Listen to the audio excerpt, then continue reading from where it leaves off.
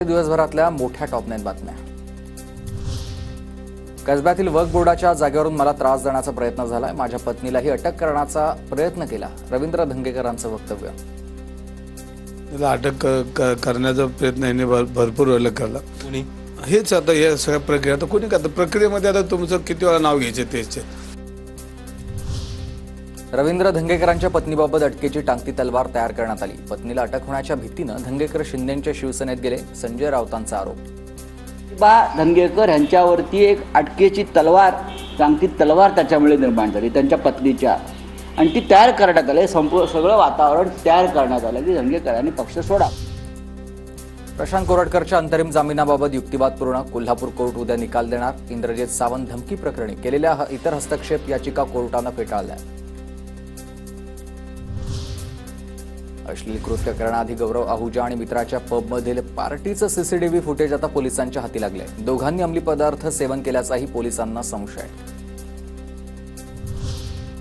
संतोष देशमुख यांच्या घटनेच्या या निषेधार्थ बुलढाण्यातील चिखलीत सर्व पक्षांकडून बंदची हाक, मारेकरांना फाशीची शिक्षा देण्याची मागणी। काहींना महाकुंभमधील गंगाजलनं त्रास होतो, पण रात्री 7:30 नंतरच्या पाण्यानं त्रास होत नाही। नितेश राणेंचं नाव न घेता राज ठाकरेंवर निशाणा।